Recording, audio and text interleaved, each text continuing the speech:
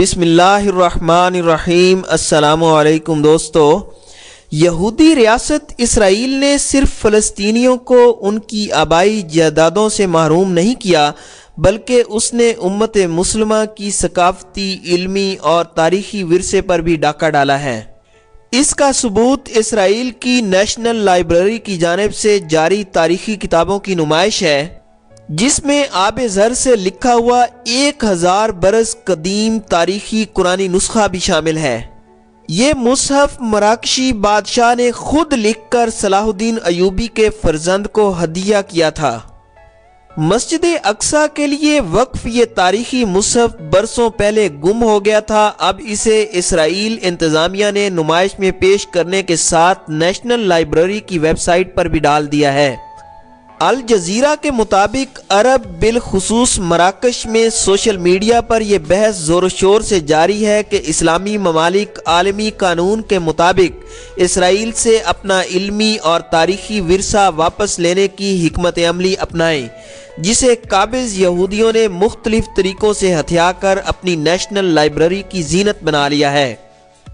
اسرائیل کی جانب سے یہ کوئی پہلی واردات نہیں ہے، وہ اب تک مسلمانوں کے تاریخی نوعیت کے 40,000 مخطوطات ہتھیا چکا ہے، جنہیں اسرائیل کی نیشنل لائبریری میں یہودا کلیکشن کے نام سے الگ حصے میں جمع کیا گیا ہے۔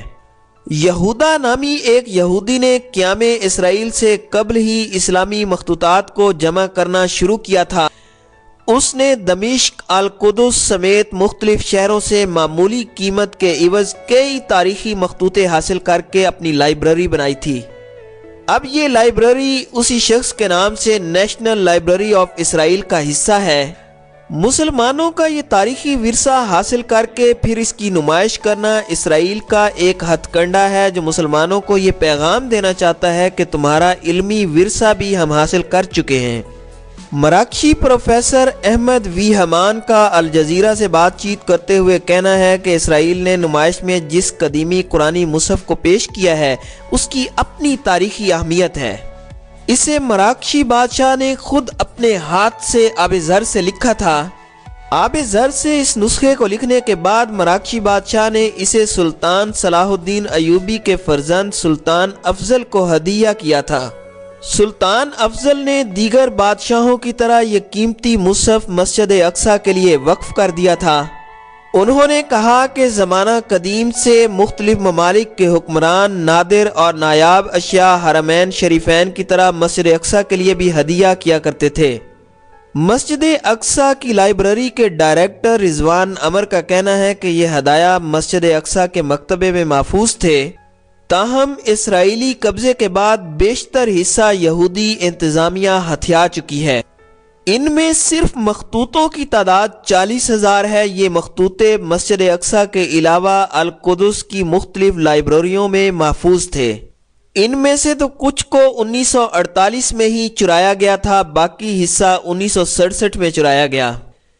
اب مسجد اقصیٰ میں صرف 8,000 مخطوطے باقی رہ گئے ہیں۔ رضوان عمر نے یہ بھی انکشاف کیا کہ جب ہم نے اسرائیلی لائبریری کی ویب سائٹ کا وزٹ کیا تو حیران رہ گئے کہ علامہ ابن تیمیہ کے ہاتھ کی لکھی ہوئی کتاب حدوث العالم کا مخطوطہ وہاں موجود ہے۔ علامہ ابن تیمیہ نے یہ کتاب عقائد پر لکھی تھی مگر چھپی نہیں تھی۔ اس وقت اس کتاب کا یہی واحد قلمی نسخہ ہے جو اسرائیل کے پاس محفوظ ہے۔ کتابوں کے علاوہ اس شہر میں موجود دیگر قدیم ثقافتی اشیاء کو بھی بری طرح لوٹا گیا۔ یہ تاریخی اشیاء اب اسرائیل کے عجائب گھروں میں محفوظ ہیں۔ رضوان عمر کا کہنا تھا کہ اس کا نقصان فلسطینیوں کے گھروں کی لوٹ مار اور جائیدادوں کو ہتھیانے سے بڑھ کر ہے۔ پروفیسر وی حمان کا کہنا تھا کہ وہ اپنے ساتھیوں کے ساتھ مل کر ایک مہم چلا رہے ہیں تاکہ حکومت مراکش کو مجبور کیا جائے کہ وہ مذکورہ تاریخی مصحف سمیت مراکش کی طرف سے مسجد اقصیٰ کی جانے والی تمام اشیاء کو اسرائیل سے واپس لیا جا سکے۔ انہوں نے کہا کہ اس حوالے سے عالمی قوانین موجود ہیں اور کئی ممالک اپنا ورثہ دوسرے ممالک سے واپس لے چکے ہیں۔ سوشل میڈیا میں متحرک عرب صارفین نے اسلامی ممالک پر زور دیا ہے کہ وہ یہ معاملہ اقوام متحدہ میں اٹھائیں اور اسرائیل سے اپنا ورثہ واپس لینے کی حکمت عملی اپنائیں۔